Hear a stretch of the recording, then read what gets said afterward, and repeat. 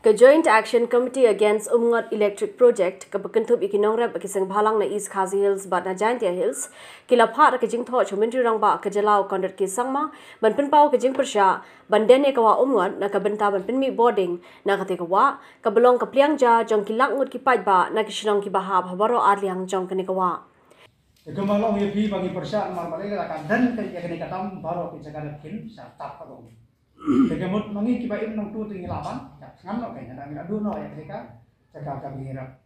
Tega sampai dai begitu kecil kali kebaat, kau biong gay gejit mu nak aku beli kerimu. Kebangi ngiti di kalau mbak kesorkar kalau apa bantu ya kayak environment clearance. Kena kalian cumi nomor batu malam yepi bagi kuat ban priang ini kena projek, kalau gitu kan ketak ya kayak apa ini cumi. Tinggi kuat ini bagi projek kerja semua. Tinggi kuat ini kalau mbak ban sipensan lek si sundon. Jaga dega projek.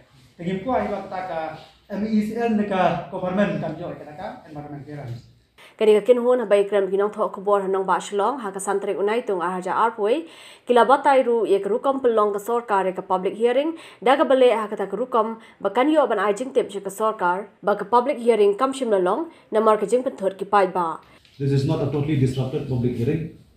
Kedai ka public hearing ke bang ai boru basic administration mempenyat baru edisi ulah keren besar, dua persyak, tu keren dan tu rak ti.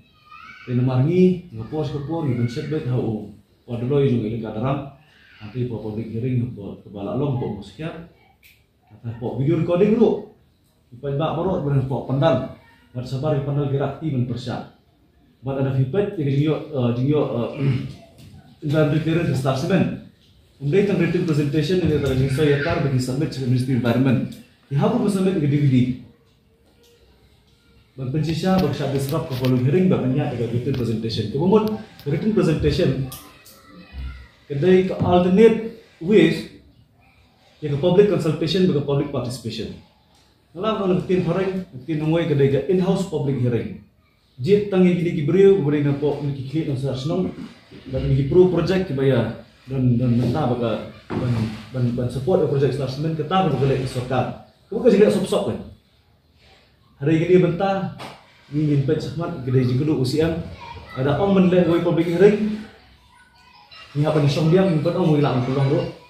Handrai misutu long nong pelong impet suai kata. Handrai kumaya ya dipuli ngom ba kawan suai NOC dalam pedio NOC kungun ni wan public hearing.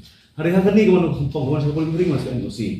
Kila berniam ru balada ka sarkar kam snga bekani ke jingdawa ken pelong da ke jek hi ki bajur Ipa pantai pakai pai ga jala hi kintek na kade ke jithong ide man pa cha siam ne ka lai tari chu brai mi atar koi par kade ke chuba ke jongi ke TAC chau chief minister jongi balada layo ya kade ke siti ke bila pa ode bara chuba no balada tang yai penslam balada bom sunyo ya kade ka Siti ke memorandum ke bini lapa, kum ke JSC ngimla macam snap, dari akhirnya kesli ke bantuan di kesim kiwai pat kilat kilenti pan pentau syaka sokar, pat kipat bahi ya gaji persyak ke bajur, pat gaji persyak ke bakai, ke bakum kitrai jaga, pat kumcur kibriu, kibaim nak kena kekam, hasil terjukawa umat kibayam persyak ini.